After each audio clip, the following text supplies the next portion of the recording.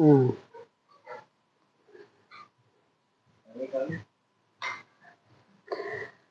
श्री भगवान बोलिए, कृष्ण भगवान की जय। पहला अध्याय। अर्जुन को गीता का ज्ञान जो श्री भगवान जी ने दिया है वह मुझको मिले। हे भवभंजन भगवान श्री कृष्ण जी, यह किशोर दास मांगता है। हे प्रभु, गीता का ज्ञान के उच्चारण करने से तेरे पूर्ण रूप को पाता है। हे प्रभु, मैं आपको चरणों की शरण लेता हूँ। आप परम परिमण हो और मैं आपकी शरण में पड़ा हूँ। किशोर दास कृष्ण दास दीन गरीब है और आप संत की विनती को मान लेते हो। सो हे कमला बल्लम, श्री कृष्ण भगवान जी, कृपा निधान जी, तेरे संतों भक्तों के लिए मैं यह गीता ज्ञान सरल भाषा में कहता हूँ। पहला अध्याय। जब कौरव और पांडव महाभारत के युद्ध को चले तब राजा धृष्टराज ने कहा कि मैं भी युद्ध का कौतुक देखने को चलूंगा। तो व्यास जी ने कहा कि हे राजन, तुम्हारे नेत्र नहीं हैं, नेत्रों के बिना क्या देखेंगे। तब राजा धृष्टराज ने कहा, हे प्रभु, देखूंगा नहीं पर सुमरन तो करूंगा। भगवान बोले। समझ में आई? तब व्यास देव जी ने कहा कि हे राजन, तेरा जो सारथी संजय है वह मेरा शिष्य है। जो कुछ महाभारत के युद्ध की लीला कुरुक्षेत्र में होगी, संजय तुमको यहाँ बैठे ही सुमरण करवाएगा। तब व्यास देव जी ने कमल मुख से यह वचन सुने। तब संजय ने श्री व्यास देव जी के चरणों में नमस्कार किया और हाथ जोड़कर विनती की, हे प्रभु जी, महाभारत के युद्ध का चरित्र कुरुक्षेत्र में होगा। मैं हस्तिनापुर में कैसे जाऊंगा और तथा राजा को किस भांति कहूंगा। जब इस प्रकार संजय ने व्यास जी के आगे विनती की तो श्री व्यास देव जी ने प्रसन्न होकर संजय से कहा कि हे संजय, मेरी कृपा से तुझे यहाँ सब कुछ दिखाई देगा और बुद्धि के नेत्रों से सूझेगा। तब व्यास देव जी ने यह वर दिया तो उसी समय संजय को दिव्य दृष्टि प्राप्त हुई और बुद्धि भी उनकी दिव्य हुई। आगे अब महाभारत का कौतुक कहते हैं, सो सुनो। ध्यान दे के सुनो बाबू। ये भगवान ने, श्री कृष्ण भगवान की जो कथा चल रही है, बहुत अच्छे से सुनना है। ध्यान दे करके मेरी माता बहना, बहुत अच्छे से सुनना है। 7 अक्षौहिणी सेना पांडवों की और 11 अक्षौहिणी सेना धृष्टराज के पुत्रों कौरवों की, यही सेना इकट्ठी होकर कुरुक्षेत्र में पहुंची। राजा धृष्टराज ने संजय से पूछा, हे राजन, धर्म का क्षेत्र जो कुरुक्षेत्र में है, कुरुक्षेत्र है, वहां मेरे और पांडव के पुत्रों ने क्या क्या किया, सो मुझसे कहो। राजा का वचन सुनकर संजय बोला, हे राजा, तेरे पुत्र दुर्योधन ने पांडवों की सेना को देखकर हे राजा, सेना को देखकर अपने गुरुदेव द्रोणाचार्य के निकट जाकर विनती की। गुरुदेव द्रोणाचार्य के निकट जाकर विनती की, हे आचार्य, देखो तो पांडवों की सेना का समूह और सेना की भांति कैसी भली भांति बनी है, और द्रौपद का पुत्र धृष्टद्युम्न जो तुम्हारा शिष्य है कैसा बुद्धिमान है, जिसने पांडवों की सेना की भांति कैसे भली भांति बनाई है, और जो पांडव की सेना के मुख्य योद्धा हैं उनके नाम दुर्योधन द्रोणाचार्य को सुनाता है। इस सेना में गदाधारी भीमसेन, धनुषधारी अर्जुन और राजा युयुधन, राजा विराट, राजा द्रौपद, महारथी धृष्टकेतु, चेकिकांत, बड़ा बलवान, काशी का राजा पुरुषोत्चित, कुंती भोज, मनुष्य में सर्वश्रेष्ठ सन्य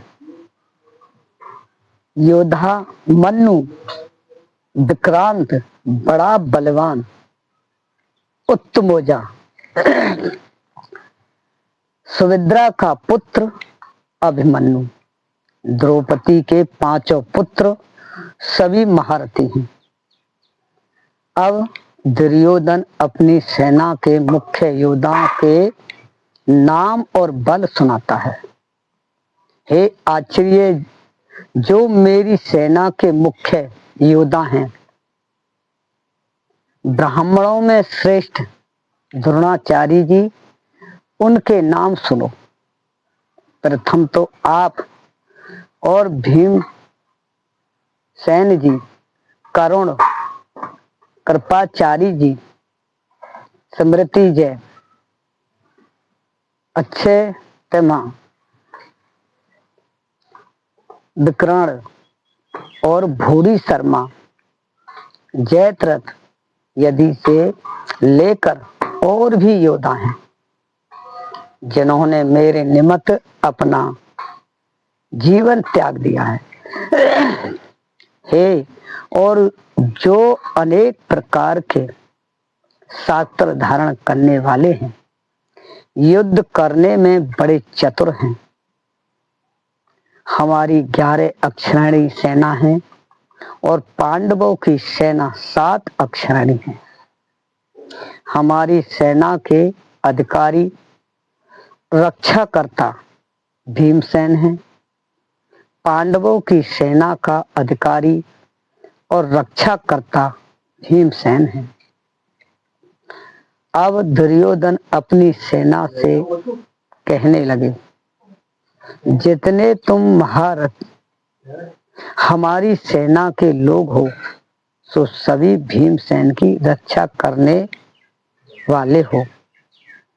अब जितने शास्त्र आने के मार्ग हैं, उन सब मार्गों से भीष्म की रक्षा करो। दुर्योधन के मुख से भीष्म आदि योद्धाओं ने यह वचन सुनकर उनको प्रसन्न करने के लिए कौरवों में जो बड़े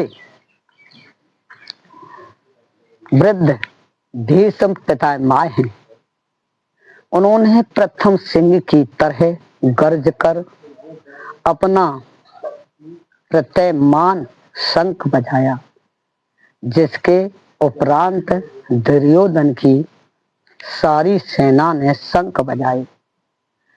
भेरी, ढोल, रण, वाद, दमामे और गौमुख इत्यादि बजाए। सेना ने अनेक प्रकार के बाजे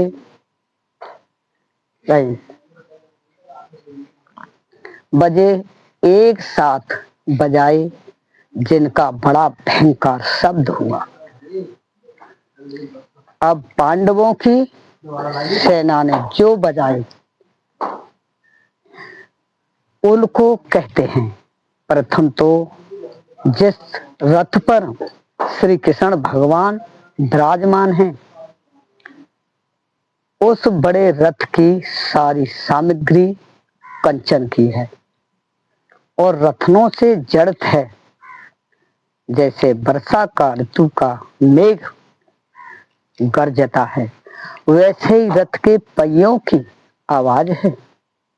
ऐसा रथ है। अब घोड़ों की शोभा कहते हैं। जैसे गौ का दूध होता है, वैसा उनका सुंदर रंग है। और जैसे कार्तिकी का फूला हुआ कमल होता है, ऐसा सुंदर घोड़ों का मुख है। पहचानो, एक चीज को सुनकर भगवान की हर चीज का अनुभव करो। मुख है उनका ऐसा घोड़ों का, बहुत सुंदर है। गर्दन जिनकी सुंदर है, कान जिनके सुंदर हैं और पूंछ जिनकी स्वर्ण की घुंघरी की जल रेव है। चरणों में स्वर्ण के नुपुरण पड़े हैं। यह तो उन घोड़ों की शोभा है। ऐसे सुंदर रथ पर सारथी भक्तसल सत्य स्वरूप आनंद कंद कृष्ण भगवान जी विराजमान हैं।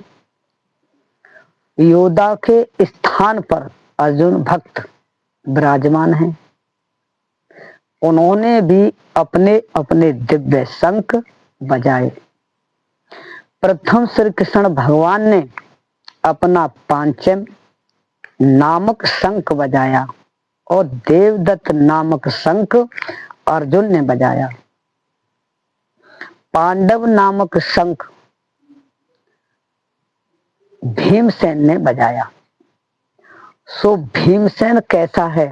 मेरी माता बहनाओ, ध्यान दो इस चीज को, अच्छे तरह से बैठो और सुनो। जिसका उद्धर बड़ा है, कमर भी बड़ी है, आनंद विजय नामक शंख कुंती के पुत्र राजा युधिष्ठिर ने बजाया। सुभेश नामक शंख नकुल ने बजाया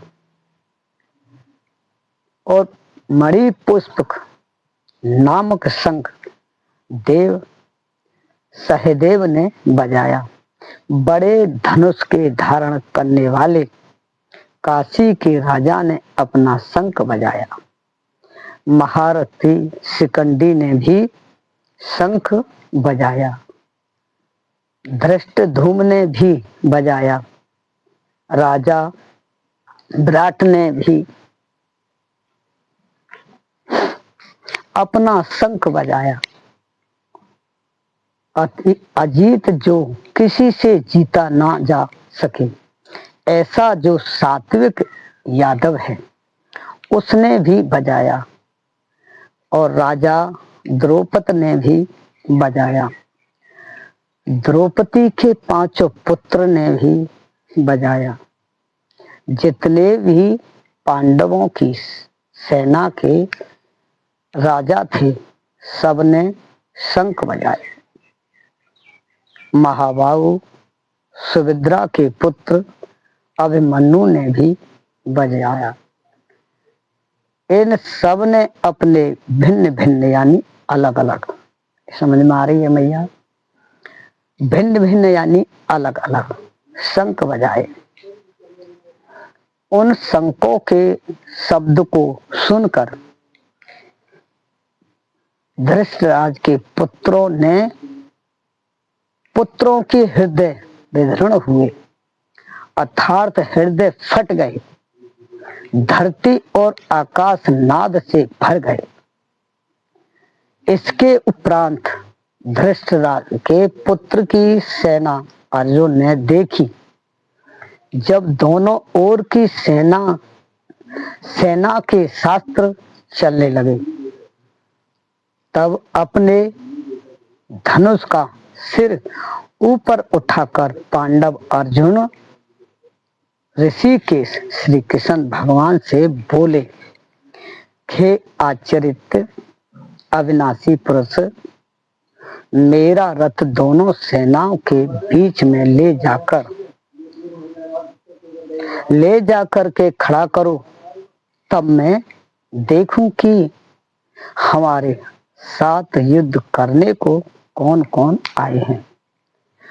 प्राणों को और धन का मोह त्याग कर जो आए हैं उनको मैं देखूंगा।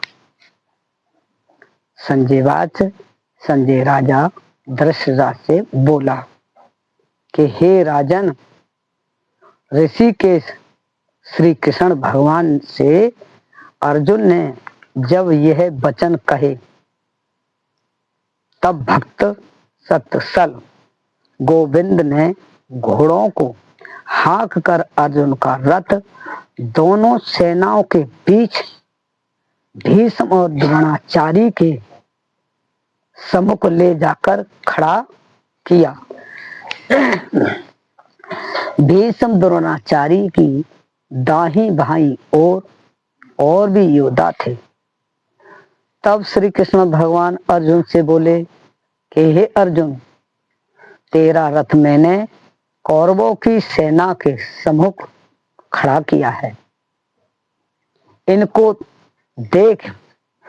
तब अर्जुन ने कौरवों की सेना में बहुत योद्धा देखे, उनमें पिता माय देखे, गुरु देखे, मैथुल मामा देखे, पुत्र देखे, पौत्र देखे, सखा देखे, ससुर और मित्र देखे। इन दोनों सेनाओं में अपने ही कुटुंब भी देखकर अर्जुन को बहुत दया उपजी। तब अर्जुन को दुख के साथ ही श्री कृष्ण भगवान से बोले,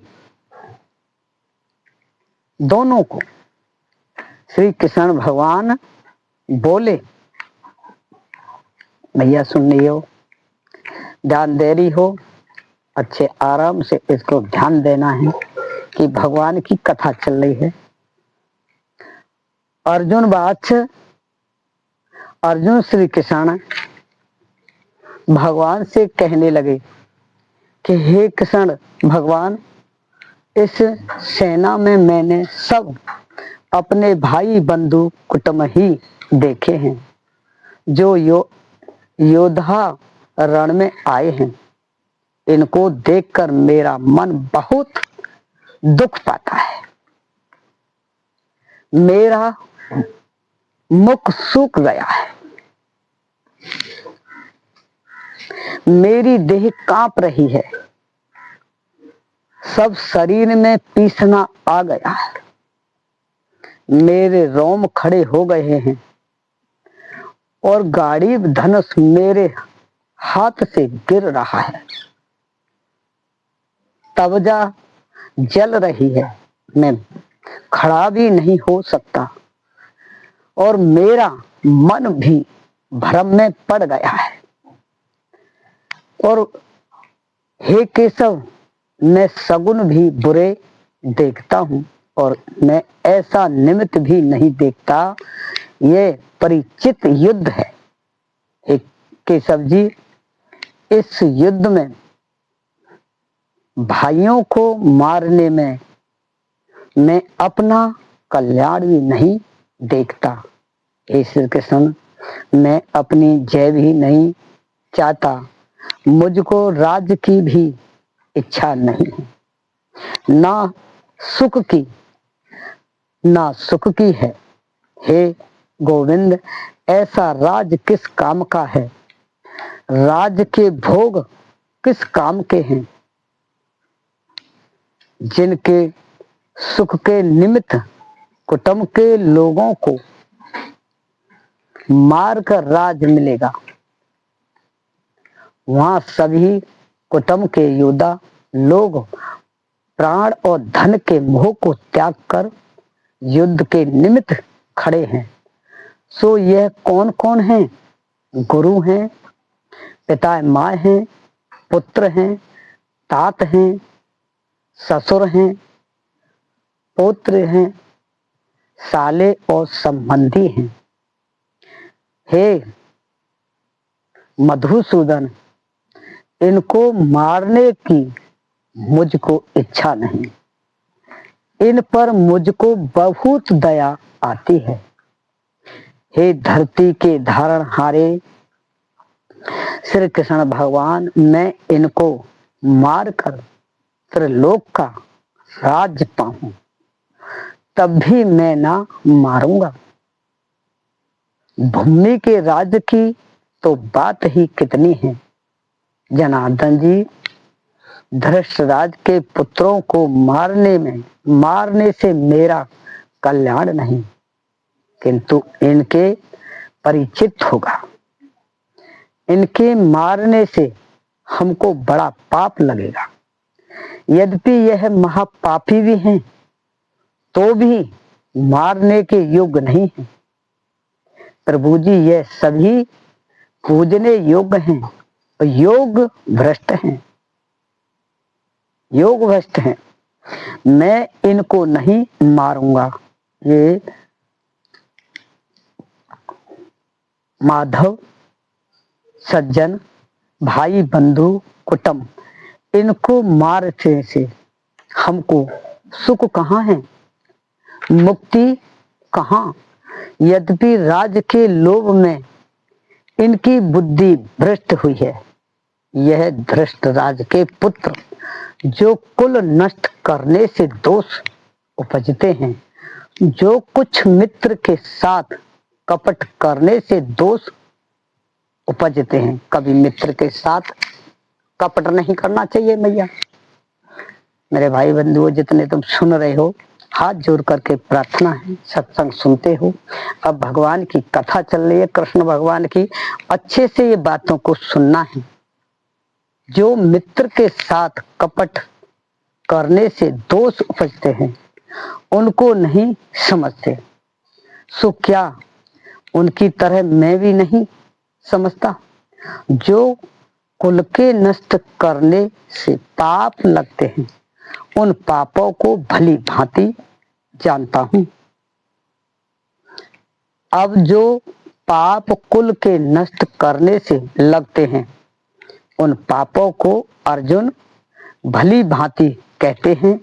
हे जनार्दन, कुल का नाश करने से कुल के जो पुराने धर्म चले आए हैं, उनका भी नाश होता है। ध्यान दे के सुनो मैया, इधर सुनो मैया, सही से ध्यान दो। कुल धर्म के नष्ट होने से कुल की स्त्रियां दुराचारी हो जाती हैं। क्या बोले हैं? धर्म के नष्ट होने से कुल की स्त्रियां दुराचारी हो जाती हैं। जिन स्त्रियों के वर्ण संकर संतान अर्थात पराये पुरुष की संतान उपजती है, अब वर्ण संकर संतान हुई, तब पिंड और जल पितरों को पहुंचाने से रह गया, तो जितने पितृ स्वर्ग से गिर पड़ेंगे। इस कारण हे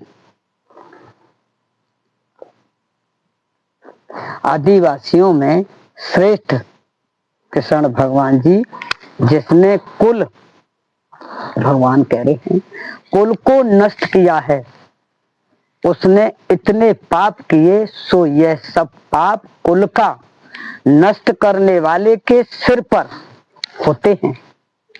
जो कुल को नष्ट करता है, उनके सिर पर होते हैं। फिर वह मनुष्य उन पापों का फल क्या पाता है? सो सुनो, ध्यान दे के सुनो, पूरे ध्यान से। यह प्राणी सदा नरक भोगता है। नए शास्त्र में मैंने यह स्मरण किया है। अब अर्जुन पछताता है और हाथ को मलकर और फेर कर कहता है, हा हा, देखो भाई, मैंने कैसा पाप का उद्यम किया था। राज सुख के लोभ निमित्त अपने कुल का नाश करने लगा था। अब मैं अपने हाथ में शास्त्र ना पकड़ूंगा और धृष्टराज के पुत्रों के हाथ में शास्त्र होंगे। मैं इनको सम्मुख हूंगा, वह मुझको मारेंगे, इससे मेरा कल्याण होगा। संजय धृतराज से कहते हैं, राजन, अर्जुन ने यह वचन कहा, मैया